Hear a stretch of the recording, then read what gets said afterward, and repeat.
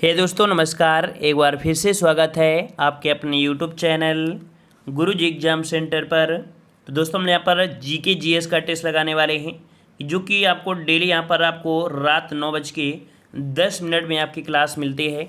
तो आप लोग रात 9:10 में क्लास लगा सकते हैं, और अदर भी आपकी क्लासें चलती हैं उनको भी आप प्लेलिस्ट के माध्यम से देख सकते हैं। तो चलते स्टार्ट करते हैं। गुड इवनिंग सभी को, नमस्कार सभी को, जय हिंद सभी को, जय हिंद। चलो स्टार्ट करें।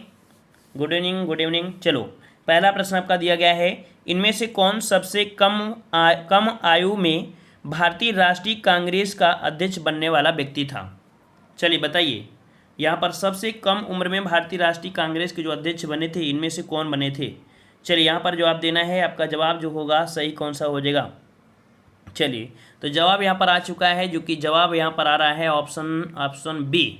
बिल्कुल जवाब सही है, अबुल कलाम आज़ाद। कौन थे भाई? तो आपके अबुल कलाम आज़ाद हैं। ऑप्शन बनेगा यहाँ पर आपका बी नंबर आपका हो जाएगा, ठीक है ना। और अगर हम आपसे बात करें कि इनका जो जन्म है, इनका जन्म हुआ था आपके कब? तो आपके 1888 में, ठीक है। 1888 में इनका जन्म हुआ था, सऊदी अरब के मक्का में हुआ था, ठीक है। और 1923 में दिल्ली में हुए कांग्रेस के विशेष अधिवेशन में अध्यक्षता आपके आज़ाद मतलब इन्होंने आपके किया था, ठीक है। मतलब आपके देखा जाए तो 35 उम्र की अवस्था में कह सकते हैं, 35 वर्ष की उम्र में ये आपके बने थे, ठीक है, जो कि सबसे कम उम्र के थे। आगे आते हैं, प्रश्न आपसे अगला पूछा गया है, कह आपसे भारत में नियमित व वैज्ञानिक ढंग से जनगणना किस वर्ष से प्रारंभ हुई थी। तो देखो यहाँ पर नियमित की बात कर दिया है, तो नियमित आप जवाब क्या दोगे? तो नियमित आप जवाब दोगे यहाँ पर कौन सा? 82 को, ऑप्शन सी। यहाँ पर आपके 1881 से है ना, 1881 से आपके यहाँ पर नियमित होने लगी थी। मतलब जो आपके 10 वर्षों के अंतराल में होती है ना। पहली बार जो आपकी हुई थी वो आपकी 1872 में हुई थी, 1872 में हुई थी, लॉर्ड मेयो के समय हुई थी। लेकिन नियमित रूप से जो जनगणना हुई थी 1881 से, ठीक है, 1881 से आपकी हुई थी, ठीक है। चलिए आगे आते हैं। प्रश्न आपसे अगला पूछा गया है, यहाँ पर आपसे कह रहा है कि निम्नलिखित किस अधिनियम द्वारा संवैधानिक निरंकुशता का सिद्धांत प्रवृत्त किया गया है। संवैधानिक निरंकुशता का सिद्धांत प्रवृत्त किया गया है, ये आपका कौन सा है? ये कौन सा आपका है? तो यहाँ पर कह सकते हैं संविधान की बात है ना, घुमा फिरा के बात वही दिया है, लेकिन आंसर आपका क्या हो जाएगा? 1935। जो 1935 का भारत सरकार अधिनियम था, है ना, इसे बोला जाता है कि संवैधानिक निरंकुशता का सिद्धांत लागू किया गया, ठीक है। ऑप्शन बनेगा यहाँ पर आपका सी नंबर आपका हो जाएगा, ठीक है। और इसमें बात ये हो गई ना कि इसमें कुछ ऐसी चीज़ें थी जैसे अखिल भारतीय संघ हो गया, प्रांतीय स्वत्व हो गया, केंद्र में द्वैध शासन लग गया, है ना, संघीय न्यायालय की व्यवस्था आदि ऐसी चीज़ें आपकी हुई थी। आगे आते हैं, प्रश्न आपसे अगला पूछा गया है, यहाँ पर आपसे कह रहा है मांडू में स्थित जहाज महल का निर्माण इनमें से किस शासक ने करवाया था। ये मांडू कहाँ पड़ता है? मांडू कहाँ पड़ता है? तो आपकी मध्य प्रदेश की एक पर्यटन आपकी है। ये आपके ऑप्शन बनेगा आपका सी, आपके गयासुद्दीन खिलजी, ठीक है। किसने कराया था? यहाँ पर आपका हो जाए कौन सा? ऑप्शन बनेगा आपका यहाँ पर सी नंबर, गयासुद्दीन खिलजी आपके हैं। और कह सकते हैं कि ये जो आपका पर्यटन स्थल है मांडू, ये आपके कहाँ पड़ता है? तो आपके मध्य प्रदेश की जो पर्यटन राजधानी मांडू में, ठीक है। जंतर महल नाम का कोई एक इमारत यहाँ पर देखा जाए तो आपका है कौन सा? ऑप्शन बनेगा सी नंबर यहाँ पर हो जाएगा। बस इतना याद रखिएगा, ठीक है ना। और आगे आते हैं, प्रश्न आपसे अगला पूछा गया है, यहाँ पर आपसे अगला पूछा गया है, कह रहा आपसे कि इनमें से वह नेता कौन था जिसने भारत में मजदूर आंदोलन को संगठित किया था। भारत में मजदूर आंदोलन को जो संगठित किया आपका कौन सा था? तो यहाँ पर आपका जवाब बनेगा सी, ये आपके थे आपके एन.एम. लोखड़े, ठीक है। कौन थे? एन.एम. लोखड़े। मतलब होता क्या है इनका, अगर हम बोलें तो श्री नारायण मेघजी लोखड़े, ठीक है। ये आपका है बॉम्बे प्रेसिडेंसी में, कह सकते हैं मिल में जो आपके कामगार थे उनकी दशा सुधारने हेतु यहाँ पर कह सकते हैं 1881 में, ठीक है। कब? तो आपके 1881 में ये आपका किया था, ठीक है। आगे आते हैं, प्रश्न आपसे अगला पूछा गया है, यहाँ पर कह रहा है निम्नलिखित में से कौन सी पुस्तक कालिदास द्वारा लिखित नहीं है। तो भाई कालिदास के द्वारा लिखित नहीं है, कौन सी नहीं है? तो देखो मेघदूत है इनकी, कुमार संभव भी है, ऋतुसंहार भी, लेकिन उत्तर रामचरितमानस है ना, ये उत्तर रामचरितमानस इनकी कह सकते हैं कथा इनकी नहीं है ना। ये आपकी भवभूति का है, ठीक है। किसकी है? महाकवि जो आपकी भवभूति हैं उनका नाम सुना होगा, एक संस्कृत नाटक है, ठीक है, संस्कृत नाटक है। आगे आते हैं, प्रश्न आपसे अगला पूछा गया है, इनमें से किसने द्वितीय गोलमेज सम्मेलन में भाग नहीं लिया था। द्वितीय गोलमेज सम्मेलन में बताइए कौन से भाग नहीं लिए थे। यहाँ पर देना है सही जवाब कौन सा हो जाएगा? सही जवाब। चलिए तो यहाँ पर सही जवाब हो जाएगा ऑप्शन डी आपके जवाहरलाल नेहरू। ठीक है, याद रखिए कि जवाहरलाल नेहरू द्वितीय गोलमेज सम्मेलन भाग नहीं लिए थे। हाँ, याद रखिए कभी कभी ये क्वेश्चन पूछा जाता है महात्मा गांधी जो भाग लिए थे किसमें, तो आपके द्वितीय में भाग लिए थे। ठीक है, चलिए आगे आते हैं। प्रश्न आपसे अगला पूछा गया है, कह रहा भारत के किस द्वीप का उद्गम ज्वालामुखी से है। भारत में ऐसा कौन सा द्वीप है जिसका उद्गम ज्वालामुखी से हुआ है। ज्वालामुखी से आपका हुआ है, कौन सा हुआ है 88 नंबर में, तो आपका ये हो जाएगा बैरन। ठीक है, कौन सा है, तो आपका अंडमान निकोबार द्वीप समूह में स्थित है आपका बैरन द्वीप। ठीक है, इसका उद्भव जो आपका उद्गम हुआ है वो ज्वालामुखी क्रिया के फलस्वरूप आपका हुआ है। ठीक है ना, और ये एकमात्र सक्रिय ज्वालामुखी है बैरन। ठीक है, और एक नारकोडम है जो कि प्रसुप्त आपको है। ठीक है, चलिए आगे आते हैं। प्रश्न आपसे अगला है, निम्नलिखित में से कौन सा एक भारत में नीली क्रांति से संबंधित है। नीली क्रांति से संबंधित कौन सा हो जाएगा, तो आपका मत्स्य पालन है ना, ऑप्शन सी हो जाएगा मत्स्य पालन हो जाएगा, मत्स्य पालन। ठीक है, आगे बढ़ते हैं। प्रश्न आपसे अगला पूछा गया है कि भारत तथा पाकिस्तान के मध्य सीमा रेखा का उदाहरण जो है वो आपका कैसा है। ये जो रेखा है वो आपकी रेखा कैसी है, तो यहाँ पर ये रेखा जो आपकी है अध्यारोपी सीमा है। हमने आपको बताया भी था अध्यारोपी सीमा मतलब क्या हुआ था, इसका जो निर्धारण किया था वो किसी दूसरे अर्थात जो ब्रिटिश थे उन्होंने निर्धारण इसमें कराया था। ठीक है ना, तो ये आपका क्या है अध्यारोपी थे, मतलब किसी विदेशी के माध्यम से इसे डिवाइडेशन कराया गया था। ठीक है, ऑप्शन आपका ए हो जाएगा। आगे आते हैं, क्वेश्चन आपसे अगला दिया गया है, कह रहा से हुदहुद चक्रवात से भारत का निम्नलिखित में से कौन सा तट प्रभावित हुआ था। देखो एक आपका चक्रवात है, आपका कौन सा है दिया है, तो आपका हुदहुद आपका दिया गया है ना। और ये चक्रवात से जो प्रभावित तट हुआ था ये कौन सा है, तो ये है आपका आंध्र प्रदेश का तट। ठीक है, आंध्र प्रदेश का तट आपका है जो कि उष्णकटिबंधीय चक्रवात था और ये 2014 में आया था। 2014 में आया था, भारी नुकसान यहाँ पर कह सकते किया था। ठीक है ना, और सबसे ज़्यादा प्रभावित जिला जो हुआ था वो आपका विशाखापट्टनम हुआ था। ठीक है, आगे आते हैं। प्रश्न आपसे अगला पूछा गया है, कह रहे निम्नलिखित में से कौन सा जलाशय चंबल नदी पर बना है। यह बताइए कि कौन सा जलाशय है जो चंबल आपकी नदी पर बना है, चंबल नदी पर। यहाँ पर जवाब क्या बनेगा, तो चंबल नदी पर बना हुआ जलाशय है, ऑप्शन आपका बनेगा बी नंबर, ये आपका राणा प्रताप सागर। ठीक है, क्या है भाई, तो राणा प्रताप सागर है, राणा प्रताप सागर आपका ये आपके इसमें से आपका बना हुआ है। ठीक है ना, और आगे आते हैं। प्रश्न आपसे अगला पूछा गया है, यहाँ पर आपसे कह रहा है कि कौन सी श्रेणी यमुना और सोन के मध्य जल विभाजक का कार्य करती है। तो देखो आपकी यमुना है और आपकी सोन, यमुना आपकी नदी जाती है और आपकी सोन नदी, इनके बीच की जो आपकी डिवाइड रेखा है ये डिवाइड रेखा आपकी कौन सी होगी, तो आपकी कैमूर की पहाड़ियाँ, जो आपकी कैमूर की पहाड़ियाँ हैं इन दोनों क्या करती है, अलग करती है। ठीक है, कुल मिला के देखा जाए तो कैमूर श्रेणी के उत्तर में यमुना नदी बहती है और दक्षिण में सोन नदी बहती है ना। इस कारण से इन दोनों के बीच जो आपकी डिवाइडेशन रेखा है, जल विभाजक रेखा है, वो कार्य करती है कैमूर। अगला क्वेश्चन आपसे दिया है, मध्य प्रदेश का एकमात्र हिल स्टेशन पंचमढ़ी कहाँ पर स्थित है। तो यहाँ पर देख सकते हैं कि आपके रात में जो आपकी क्लास होती है हमारे दूसरे चैनल पर जो कि देव जी के ट्रिक है ना, रात 10 बजे क्लास होती है और उस रात 10 बजे क्लास में आपको इस प्रकार के क्वेश्चन आपको ढेरों मिलते हैं। हमने यहाँ पर कई ऐसी चीज़ बताया है ना, तो इनको आप लोग रात 10 बजे वाली क्लास जरूर लिया करिए क्योंकि स्टैटिक जीके से रिलेटेड होती है क्लास। ठीक है, तो यहाँ पर आपका देखो हिल स्टेशन दिया है और ये कहाँ पर आपका है, तो यहाँ पर जवाब आ गया ऑप्शन बी आपकी महादेव पहाड़ियाँ। ठीक है, 94 क्वेश्चन भी जाएगा कि मध्य प्रदेश की जो होशंगाबाद जिला है ना, तो वहाँ पर आपका पंचमढ़ी आपका समुद्र तल से देखा जाए तो 1067 मीटर की ऊंचाई पर आपका स्थित है। ठीक है, और ये सतपुड़ा श्रेणी के जो आपका आता है महादेव पहाड़ी उसके उसी में आपका स्थित है। ठीक है, बहुत ही अच्छा स्थान है और इसे सतपुड़ा की रानी के नाम से भी जाना जाता है। ठीक है, सतपुड़ा के रानी के नाम से भी इसे जाना जाता है। आगे बढ़ते हैं। प्रश्न आपसे अगला पूछा गया है, तवा किस नदी की सहायक नदी है। तवा किस नदी की सहायक नदी है, तवा नदी। देखो तया नदी जो आपकी है ये आपके महादेव पर्वत की जो एक काली भीत पहाड़ी है वहाँ से होकर निकलती है। ठीक है, होशंगाबाद के निकट नर्मदा में मिल जाती है। मतलब यहाँ पर हम बोलेंगे तो ऑप्शन क्या हो जाएगा, बी नंबर आपका हो जाएगा। ठीक है, होशंगाबाद के पास ये नर्मदा में मिल जाती है। ठीक है, और नर्मदा के देखा जाए सहायक नदी अच्छा इसकी जो सहायक नदी है वो आपकी मालनी है, देनवा है, सप्तवा है, इसकी सहायक नदियाँ हैं। आगे क्वेश्चन दिया है, भेड़ा घाट पर कौन सा जलप्रपात स्थित है। भेड़ा घाट पर कौन सा जलप्रपात स्थित है, भेड़ा घाट जो कि देखा जाए एक भारतीय राज्य के मध्य प्रदेश के जबलपुर जिले में स्थित है। ठीक है, बहुत ही अच्छा पर्यटन स्थल आपका भेड़ा घाट। तो ये आपका जवाब हो जाएगा कौन सा, 96 का ऑप्शन बनेगा ए नंबर आपके धुआंधार प्रपात। मतलब भेड़ा घाट पर कौन सा जलप्रपात स्थित है, तो आपका धुआंधार जलप्रपात आपका स्थित है और काफ़ी आकर्षक पर्यटन स्थल भी है। और नर्मदा नदी के दोनों तटों पर संगमरमर की बहुत ही लगभग देखा जाए 100 फुट तक ऊंची चट्टानें भेड़ा घाट में ही आपको देखने को मिलती हैं। ठीक है, काफ़ी अच्छा संगमरमर यहाँ भी आपको मिलता है। अगला दिया है, भारतीय संविधान के अंतर्गत प्रथम आम चुनाव किस वर्ष हुए थे।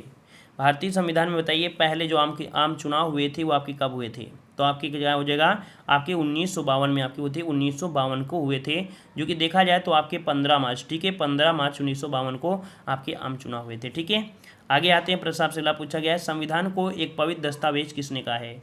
संविधान को एक पवित्र दस्तावेज जो कहा है वो किसने कहा है?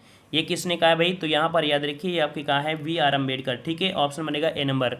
मतलब भारतीय संविधान में संविधान के पिता और सबसे महत्वपूर्ण जो प्रारूप समिति थी, है ना, उसके अध्यक्ष हैं आपके भीमराव अम्बेडकर। इन्होंने संविधान को एक पवित्र दस्तावेज कहा है। ठीक है, और यहाँ पर देखा जाए संविधान के एक जो है हमने बताया था आर्टिकल 32, उसको इन्होंने कहा है कि ये क्या है, संविधान की आत्मा और कुंजी है ना, ये आपका हो जाएगा। तो यहाँ पर आपका जवाब हो जाएगा कौन सा? ए नंबर। ठीक है, तो आत्मा और कुंजी 32 के अकॉर्डिंग है, और पवित्र दस्तावेज ये भी आपके किसने कहा है? बी.आर. अम्बेडकर ने कहा है। ठीक है, आगे बढ़ते हैं, प्रश्न आपसे अगला है, दर बदल निरोध कानून किस संविधान संशोधन विधेयक में पारित किया गया? तो देखो, दर बदल यहाँ पर हमने बताया था 52 करोगे तो आपका 10 आएगा। ये ऑप्शन आपका कौन हो जाएगा? B number. ठीक है, कौन सा हो जाएगा? B number. ये आपकी कह सकते हैं 52वें संविधान संशोधन विधेयक आपका आया था 1985 में। ये आपके यहाँ पर कह सकते हैं पारित किया गया था दर बदल आपका कानून, है ना। इस संशोधन द्वारा यह व्यवस्था की गई थी कि यदि कोई भी संसद या विधानसभा सदस्य दर बदल करता है या दर बदल से निकाला जाता है जिससे उसे चुनाव में खड़ा किया गया था, है ना, तो ये आपका है, तो कह सकते हैं कि ये आपका हो जाएगा कौन सा? बी नंबर आपका हो जाएगा। और ये आपकी अनुसूची कौन है? तो आपकी 10वीं अनुसूची में आपको रखा गया है। ठीक है, आगे क्वेश्चन दिया गया है, कह रहा आपसे संविधान भारत में संविधान का संरक्षक किसे कहा गया है? भारत में संविधान का जो संरक्षक कहा गया है वो किसे कहा गया है? कल की वीडियो में हमने बताया भी था, इस प्रश्न को हमने कल भी बताया था। इस प्रश्न का जवाब आपको कमेंट बॉक्स में कमेंट करना है। ठीक है, अगला क्वेश्चन दिया है, लिखित संविधान का प्रारंभ किस देश में हुआ है? लिखित संविधान को जो स्टार्टिंग हुई थी वो आपकी कहाँ से हुई थी? लिखित संविधान जो स्टार्टिंग हुई थी वो आपके अमेरिका के संविधान से। और देखा जाए तो अमेरिका का संविधान सबसे छोटा है, सिवाय केवल 7 आर्टिकल यहाँ पर है। 7 आर्टिकल में ये सब क्या हो जाते हैं? स्वाहा हो जाते हैं। ठीक है, और अब देखा जाए तो आपके 17 बार अभी तक इसमें संशोधन आपका किया गया है, 17 बार हुआ है, और अंतिम बार जो हुआ था 1968 में हुआ था। इसके बाद अभी संशोधन इसमें से नहीं हुआ है। लेकिन अब वही देखते हैं कि अब भारत के संविधान में कोई भी दिक्कत होती है तुरंत कहते हैं कमेटी बिठाओ और संशोधन कर डालो, है ना। इसलिए इतना बड़ा संविधान बनता चला जा रहा है। आने वाले में हो सकता है कि एक कमरा स्पेशल रखा जाए, कह सकते हैं किताबों के लिए संशोधन वाला, है ना। चलिए आगे बढ़ते हैं, प्रस्ताव से अगला दिया है, भारतीय औषधि फार्मास्यूटिकल निगम का कारखाना उत्तर प्रदेश के किस नगर में है? भारतीय औषधि फार्मास्यूटिकल निगम कारखाना उत्तर प्रदेश के किस नगर में है? यहाँ पर 102 का ऑप्शन बनेगा आपका ऋषिकेश। कहाँ पड़ता है? तो आपके ऋषिकेश में है, ऑप्शन बी हो जाएगा आपके ऋषिकेश में है। ठीक है, ऋषिकेश में है। अगला क्वेश्चन आपसे पूछा गया है, यहाँ पर दिया गया है कि चिकन पर गोटे के काम व जरी के लिए राज्य का कौन सा शहर प्रसिद्ध है? चलिए यहाँ पर देना है चिकन, तो देखो चिकनकारी है ना। ये चिकनकारी मतलब होता है कपड़े में जो कढ़ाई शैली होती है वो कारी है, वो चिकन मुर्गा तंदूरी वाला नहीं है। ठीक है, तो यहाँ पर आपका जवाब हो जाएगा डी नंबर, आपका लखनऊ है। ठीक है, कौन सा आपका है? लखनऊ आपका है, ऑप्शन आपका हो जाएगा डी नंबर। अगला क्वेश्चन आपसे पूछा गया है, कृत्रिम अंग निर्माण केंद्र राज्य में कहाँ पर है? ये आपको यूपी स्पेशल में क्वेश्चन देखने को आज ही मिला होगा, है ना, मिला था कि नहीं मिला था? तो ये आपके कहाँ पर है? तो आपके ऑप्शन बी आपके कानपुर में है ना। कानपुर में कंपनी है आपकी, कह सकते हैं यहाँ पर आप बनाया जाता है। ठीक है, एलिम्को एक कंपनी है। ठीक है, एलिम्को आपका है, जहाँ देखा जाए तो बहुत ही अच्छी सुविधाएँ यहाँ पर मिलती हैं। ठीक है, तो ऑप्शन आपका बी हो जाएगा। अगला क्वेश्चन आपसे दिया गया है, राज्य के किस शहर में चकेरी हवाई अड्डा स्थित है? ये सब क्वेश्चन यूपी जीके में है, बिल्कुल इजी क्वेश्चन है ना। चकेरी कहाँ पर है? तो आपके कानपुर में है। चकेरी कहाँ पर है? तो आपके कानपुर में है। ठीक है, और आगरा में खिरिया है ना, वाराणसी में बाबतपुर है, ये सब लोग जानते तो हो। अगला प्रश्न आते हैं, कह रहा आपसे यहाँ पर दिया है, उत्तर प्रदेश के किस शहर में कंप्यूटर सहायता प्राप्त डिजाइन परियोजना केंद्र है? यहाँ पर 106 का जवाब दीजिए। इसका सही जवाब क्या हो जाएगा? उत्तर प्रदेश के किस शहर में कंप्यूटर सहायता प्राप्त डिजाइन परियोजना का केंद्र है? जो केंद्र है, तो केंद्र कहाँ पर है? तो आपके कहाँ पर है? ये पड़ता है आपके कहाँ पर? तो आपके कानपुर में है। ठीक है, केंद्र पूछा गया है तो आपका क्या है? तो आपका ये पड़ता है आपके केंद्र कहाँ पर? तो आपके कानपुर में हो जाएगा। ठीक है, कानपुर में आपका हो जाएगा। और आगे आते हैं प्रश्न आपसे, हाँ देखो कभी कभी होता है एक क्वेश्चन होता है, उत्तर प्रदेश में computer aided design computer aided design, देखो यहाँ पर दिया है कंप्यूटर सहायता प्राप्त डिजाइन। वो क्वेश्चन जो होता है वो होता है उत्तर प्रदेश में कंप्यूटर एडेड डिजाइन परियोजना का केंद्र कहाँ है। ठीक है, प्रश्न फिर से पढ़िए, क्या कह रहे हैं, कंप्यूटर एडेड डिजाइन परियोजना का केंद्र कहाँ पर है। ठीक है, ये क्या है, कंप्यूटर सहायता प्राप्त डिजाइन है। ठीक है, तो ये कंप्यूटर है ना, कंप्यूटर तो आपके ये याद रखिए ये आपके कानपुर में है, लेकिन कंप्यूटर एडेड डिजाइन परियोजना वो आपके लखनऊ में है। ठीक है, दोनों में अंतर छोटा छोटा है, आप बारीकी समझिएगा और अच्छे से। चलिए, उत्तर प्रदेश में एल्यूमिनियम उद्योग का विकास किस जिले में हुआ। चलिए यहाँ पर जवाब दीजिए, उत्तर प्रदेश में एल्यूमिनियम उद्योग का विकास किस जिले में हुआ था। चलिए 107 नंबर में, तो 107 का नंबर हो जाएगा मिर्ज़ापुर में। ठीक है, कहाँ पर, तो आपकी मिर्ज़ापुर है, ऑप्शन आपका डी हो जाएगा मिर्ज़ापुर। ठीक है, आगे आते हैं, प्रश्न आपसे अगला पूछा गया है, राज्य में रेशमी साड़ियाँ कहाँ बनाई जाती हैं। चलिए उत्तर प्रदेश के क्वेश्चन है ना, तो आपके ये जो रेशमी साड़ियाँ हैं आपकी कहाँ पर बनती हैं, कहाँ पर बनती हैं भाई, कहाँ पर बनती है, जल्दी से जवाब दीजिए। यहाँ पर जवाब सही कौन हो जाएगा, तो देखो यहाँ पर आप कह सकते हैं, देखो बनारस में भी होती हैं, है ना, बनारस में हो गई, जौनपुर में हो गई, मिर्ज़ापुर में भी आपकी मिलती हैं, सभी संत रविदास में बनती हैं, बनारसी भी साड़ियाँ आपने पढ़ा होगा, है ना, मेरठ में भी होती हैं। ठीक है ना, तो यहाँ पर याद रखिए इन ऑप्शन के अनुसार जो बनेगा वो आपको बनेगा बी नंबर, यहाँ पर आपका मेरठ हो जाएगा, 108 का ऑप्शन बी हो जाएगा। ठीक है, देखो हमने बताया कई जगह आपको बनती है, देखो बनारस में होती है, बनारसी साड़ियाँ बोलते हैं, है ना, चंदौली में भी आपकी है, जौनपुर में भी, आजमगढ़ में, मिर्ज़ापुर है। ठीक है, और आपके संत रविदास जिले में होती हैं। ठीक है, ये आपकी बनारसी साड़ी आपकी बनती हैं, कच्चा माल मतलब बनारस से ही आता है, जो भी कच्चा माल आता है वो बनारस से ही आता है। ठीक है, याद रहेगा। चलिए तो फिर आगे बढ़ते हैं, प्रश्न आपसे अगला है कि राज्य में चूड़ी उद्योग कहाँ पर है, राज्य में चूड़ी उद्योग कहाँ पर है, राज्य में चूड़ी उद्योग कहाँ पर है, तो आपकी फिरोजाबाद आपका जाना जाता है चूड़ी उद्योग, है ना, ऑप्शन बन जाएगा ए नंबर। अगला क्वेश्चन आपसे दिया गया है, निम्नलिखित में से किस स्थान पर मिट्टी के खिलौनों का उद्योग स्थित है। मिट्टी के खिलौनों का उद्योग कहाँ पर है, मिट्टी के खिलौने कहाँ पर है, आपको जवाब देना है। यहाँ पर इस प्रश्न का जवाब आपको कमेंट बॉक्स में कमेंट करना है, मिट्टी के खिलौनों का उद्योग जो आपका है ये आपके कहाँ पर है। यूपी स्पेशल में आपने पढ़ा है, हमने कई बार आपको पढ़ाया भी है। ठीक है, आगे बढ़ते हैं, प्रश्न आपसे अगला दिया है, उत्तर प्रदेश में तेल शोधन कारखाना कहाँ पर स्थित है, तो तेल शोधन कारखाना कहाँ पर है, ये भी आपने पढ़ा है, आपकी मथुरा में है ना, मथुरा में है। अगला क्वेश्चन आपसे दिया गया है, न्यूनतम मेमोरी साइज की इकाई चुनिए। जो न्यूनतम साइज की मेमोरी होती है वो आपकी कौन सी होती है। सबसे छोटी यहाँ पर देखी जाए तो आपकी क्या होती है, तो आपका जवाब यहाँ पर बनेगा ऑप्शन, यहाँ पर कौन बनेगा, जवाब दीजिए भाई, जल्दी से जवाब दीजिए, कोई जवाब दीजिए जो इसका जवाब दे पाए।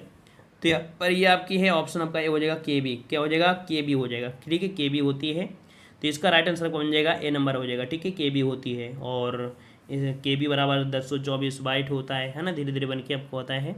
आगे आते हैं, क्वेश्चन दिया गया है, बाइनरी भाषा कितने अंकों की बनी होती है। बाइनरी भाषा कितने अंकों की होती है, कितने अंकों की होती है, तो भैया आपको कितने मिलेंगे, सिर्फ और सिर्फ आपको 2 ही मिलेंगे, है ना। तो ऑप्शन कौन सा हो जाएगा आपका, यहाँ पर आपका ए हो जाएगा। ठीक है, ए नंबर आपका हो जाएगा, या तो 0 होती है या तो आपका 1, मतलब 0 और 1 होती हैं, है ना, ऑप्शन आपका ए हो जाएगा। अगला क्वेश्चन दिया है, निम्नलिखित में से कौन सबसे बड़ा, सबसे तेज, सबसे महंगा कंप्यूटर है। चलिए, निम्नलिखित में से कौन सबसे बड़ा, सबसे तेज एवं सबसे महंगा कंप्यूटर है। 114 का जवाब अगर हम बात करते हैं तो आपका जवाब कौन सा हो जाएगा, यहाँ पर ऑप्शन बन जाएगा बी, ये आपका सुपर कंप्यूटर। क्या है भाई, तो सबसे तेज आपका होता है सुपर कंप्यूटर है। और इस समय देखा जाए तो आपका थिनहे फर्स्ट आपका है, ये सबसे तेज आपका कंप्यूटर आपका बन चुका है। ठीक है, आगे आते हैं, प्रश्न आपसे अगला पूछा गया है, 1 बाइट में कितने बिट्स होते हैं, 1 बाइट में कितने बिट्स होते हैं। देखो क्वेश्चन आपका घुमाता है वहीं से है, और कुछ नहीं है, बीट बाइट ऐसे करता रहता है और कुछ नहीं करता है ना। तो यहाँ पर आपका 115 का ऑप्शन बनेगा बी, आपके 8 होते हैं, कितने होते हैं, तो आपके 8 होते हैं। ठीक है, 8 होते हैं, एक बाइट में आपके उतने 8 होते हैं, है ना। चलिए आगे आते हैं, प्रश्न आपसे अगला है, राष्ट्रीय खेल दिवस किस दिन मनाया जाता है। राष्ट्रीय खेल दिवस किस दिन मनाते हैं। राष्ट्रीय खेल दिवस कब मनाते हैं, तो आपको पता है 29 अगस्त को मनाते हैं, है ना। जो आपके हॉकी के जादूगर कहे जाते थे मेजर ध्यानचंद, उनकी जन्म तिथि आपकी थी आपकी 29 अगस्त, इसीलिए राष्ट्रीय खेल दिवस उन्हीं के दिवस के रूप में इनको मनाया जाता है। ठीक है, चलिए आगे आते हैं, प्रश्न आपसे अगला पूछा गया है, कर आपसे यहाँ पर, अच्छा वो जो खेल दिवस के अवसर पर यहाँ पर पुरस्कार भी दिए जाते हैं ना, खेल दिवस के अवसर पर पुरस्कार भी आपको मिलते हैं जो दिए जाते हैं 29 अगस्त को। ठीक है ना, जैसे खेल रत्न पुरस्कार हो गया, अर्जुन पुरस्कार हो गया, राजीव गांधी हो गया, है ना, ये पुरस्कार कह सकते हैं इसी दिन आपको दिए जाते हैं। अगला, लिब्रो किस खेल से संबंधित है। लिब्रो किस खेल से संबंधित है। यहाँ पर आपका जवाब बनेगा कौन सा, तो आपका ये वॉलीबॉल से संबंधित है, ठीक है, वॉलीबॉल से संबंधित है। और वॉलीबॉल में जो प्लेयर होते हैं वो आपके कितने होते हैं, तो आपके 6 होते हैं। कितने होते हैं, 6 होते हैं। बास्केटबॉल में 5 होते हैं, ठीक है ना। और वहीं पर जो कबड्डी होती है उसमें आपके कितने होते हैं, 7 होते हैं, ठीक है ना। और ये खो खो में कितने होते हैं, खो खो में कितने होते हैं आप लोग कमेंट करिएगा, ठीक है। आप लोग कमेंट करिएगा खो खो में कितने प्लेयर होते हैं, ठीक है। चलिए अगले प्रश्न का आते हैं। प्रश्न आपसे अगला है, लक्ष्मीबाई राष्ट्रीय शारीरिक शिक्षा संस्थान की स्थापना किस वर्ष हुई थी। लक्ष्मीबाई शारीरिक राष्ट्रीय शिक्षा संस्थान की स्थापना किस वर्ष हुई थी। तो ये आपकी 1957 में, याद रखिए। इसका राइट आंसर आपका बनेगा कौन सा, बी नंबर आपका हो जाएगा। 1957 में की गई थी, जो कि देखा जाए कि आपके ग्वालियर में, ठीक है। कहाँ पर की गई थी, तो आपकी ये की गई थी लक्ष्मीबाई राष्ट्रीय शारीरिक शिक्षा संस्थान आपके ग्वालियर में, ठीक है। कहाँ पर, तो आपके ग्वालियर में की गई थी, ग्वालियर में। ये राज्य में शारीरिक शिक्षा के विस्तार के लिए आपका यहाँ कह सकते हैं कदम उठाए गए थे, ठीक है। और आगे आते हैं। प्रश्न आपसे अगला पूछा गया है, कह रहा आपसे यहाँ पर, राष्ट्रीय ग्रामीण स्वास्थ्य मिशन का शुभारंभ हुआ था। राष्ट्रीय ग्रामीण स्वास्थ्य मिशन का शुभारंभ कब हुआ था। यहाँ पर जवाब हो जाएगा ऑप्शन नंबर डी, 12 अप्रैल 2005, ठीक है। 12 अप्रैल 2005 को हुआ था। आगे आते हैं। प्रश्न आपसे अगला पूछा गया है, कह रहा आपसे यहाँ पर, किसान दिवस मनाया जाता है। किसान दिवस कब मनाते हैं भाई, किसान दिवस, तो याद रखिए आपके जवाब हो जाएगा कौन सा, 20 को ऑप्शन डी हो जाएगा आपके 23 दिसंबर, ठीक है। 23 दिसंबर को मनाया जाता है, ठीक है। और वहीं पर देखा जाए कि अमेरिका में, तो अमेरिका में जो आपका राष्ट्रीय किसान दिवस होता है वो आपके 12 अक्टूबर को वहाँ पर मनाते हैं, ठीक है। ये तीज जो आपकी हर जगह आपकी भिन्न होती है, हर देशों में आपकी अलग अलग होती है, ठीक है। और आगे आते हैं। प्रस्ताव से अगला पूछा गया है, भारत निर्माण योजना के चरण सेकंड के लक्ष्यों को पूरा किया गया। भारत निर्माण योजना के चरण सेकंड के लक्ष्यों को पूरा किया गया। तो ये जो किया गया कब किया गया, इसका जो सेकंड आपका फेज है, तो यहाँ पर आपका जवाब हो जाएगा 121 का जवाब सी हो जाएगा 2012 में, ठीक है, 2012 में। आगे आते हैं। प्रस्ताव से अगला पूछा गया है, यहाँ पर आपसे कह रहा है, चलिए कह रहा आपसे, कृषि श्रमिक सामाजिक सुरक्षा योजना कब प्रारंभ की गई। कृषि श्रमिक सामाजिक सुरक्षा योजना कब प्रारंभ की गई, ये कब प्रारंभ की गई भाई, तो यहाँ पर जवाब क्या बनेगा, 122 क्वेश्चन बनेगा। यहाँ पर आपका जवाब हो जाएगा ऑप्शन राइट। देखो 2001 तो है भाई, 2001 तो है, बस आपके पास ऑप्शन है कि हम जवाब दें तो किसको दें, जवाब दें तो किसको दें। तो ये आपका ये था ऑप्शन, आपका बनेगा ए आपका बी नंबर, 1 जुलाई 2001, ठीक है, 1 जुलाई 2020। प्रथम चरण में सभी राज्यों में संघ शासित क्षेत्रों में 50 प्रखंडों में ये चरणबद्ध रूप से आपका शुरू किया गया था। मतलब इस योजना में भूमिहीन कृषि श्रमिकों को शामिल किया जाएगा, ठीक है, यह किया गया था, यह प्रस्ताव था। अगला क्वेश्चन दिया है, राष्ट्रीय ग्रामीण रोजगार गारंटी कार्यक्रम के अंतर्गत एक वर्ष में जितने दिन के लिए रोजगार की गारंटी दी गई है उनकी संख्या कितनी है। आपने सुना भी होगा, बोला गया था ना 100 दिन, क्या बोला गया था, 100 दिन बोला गया था ना। तो ऑप्शन आपका बी हो जाएगा 100 दिन, मतलब देखा जाए औसतन 51 दिन ही हमको मिलता है, मतलब औसत के हिसाब में, ठीक है। तो इसका राइट आंसर आपका हो जाएगा कौन सा, बी आपका हो जाएगा 100 दिन होता है, ठीक है। और आगे आते हैं। प्रस्ताव से अगला पूछा गया है, यहाँ पर आपसे कह रहा है, विशेष कृषि उपज योजना का संबंध किससे है। विशेष कृषि उपज योजना का जो संबंध है ये आपके किससे है, तो यहाँ पर आपका जवाब सही कौन सा बनेगा, इसका जवाब हो जाएगा कि कृषि पदार्थों के निर्यात के उछाल से है। किससे है, जो अंतर्राष्ट्रीय स्तर पर क्या होते हैं कि निर्यात किए जाते हैं, इसके उछाल से संबंधित है। 2004 में इसकी शुरुआत की गई थी। आगे आते हैं। प्रस्ताव से अगला पूछा गया है, सांसद स्थानीय क्षेत्र विकास परियोजना में सांसद को अपने क्षेत्र के विकास हेतु कितने रुपए सरकार द्वारा प्राप्त होते हैं। आपको पता है सांसद आदर्श, मतलब एक जो सांसद होगा वो उस गांव को देख रेख करेगा, और उसके लिए उस सांसद को इतने रुपए दिए जाते हैं जो कि उसकी देख रेख के लिए। तो आपका हो जाएगा 5 करोड़ रुपये, ठीक है, 5 करोड़ वार्षिक होता है, सामने आपका हो जाएगा बी नंबर, ठीक है। आगे आते हैं। क्वेश्चन आपसे दिया गया है, उत्तर प्रदेश में किसान मित्र योजना का आरंभ हुआ था। उत्तर प्रदेश में किसान मित्र योजना का जो आरंभ हुआ यह कब हुआ था, ये कब हुआ था, यहाँ पर जवाब देना है। और इसका जवाब जो बनेगा, इसका जवाब बनेगा वो कौन सा बन जाएगा, यहाँ पर ऑप्शन आपका आ चुका है, ऑप्शन हो जाएगा डी नंबर, ये आपका 2001, ठीक है, याद रखिए 18 जून 2001 को उत्तर प्रदेश में किसान मित्र योजना का आरंभ हुआ था। अगला क्वेश्चन आपसे दिया गया है, अगर आपसे यहाँ पर अंडे उत्तम स्रोत हैं, अंडे उत्तम स्रोत हैं, ये जो आपके स्रोत हैं या किसके स्रोत हैं ये आपसे पूछा गया है। तो ये स्रोत हो जाएंगे आपके प्रोटीन के, किसके होते हैं भाई, तो आपके प्रोटीन के आपके कह सकते हैं होते हैं, प्रोटीन हो गया, विटामिन हो गया, है ना। अंडे में क्या होता है, प्रोटीन और विटामिन के सर्वोत्तम स्रोत होते हैं, ठीक है। तो ऑप्शन कौन हो जाएगा आपका, बी सही हो जाएगा, ठीक है। आगे आते हैं। प्रस्ताव से अगला पूछा गया है, कह रहा है जठर ग्रंथियों की आक्टिजनिज्म, आक्टिन जठर ग्रंथियों की आक्टिजनिट कोशिकाएं किसका श्रावण करती हैं? ये जो ग्रंथियों की आपकी हैं कौन सी कोशिकाएं हैं? आक्टिजनिट, ठीक है, निट का। तो इसका जो श्रावण होता है वो क्या हो जाएगा भाई? इसका जवाब बनेगा ऑप्शन राइट आपका बी, आपके HCl मतलब हाइड्रोक्लोरिक अम्ल होते हैं, इससे आपके होती हैं, ठीक है। ऑप्शन बनेगा आपका बी नंबर, ठीक है। अब देखते हैं जो जीवाणु होते हैं, बैक्टीरिया होती हैं, है ना, वो धीरे धीरे इसी की वजह से खत्म होते हैं। अगला क्वेश्चन दिया ट्रिप्सिन। ट्रिप्सिन जो बदलता है वो किसको किस में बदलता है? ट्रिप्सिन, ट्रिप्सिन जो होता है याद रखिए वो कन्वर्ट किसे करता है? तो ये कन्वर्ट करता है प्रोटीन को पेप्टोज में। किस में? प्रोटीन को पेप्टोज में बदल देता है। इसका राइट आंसर आपका यहाँ पर ए हो जाएगा।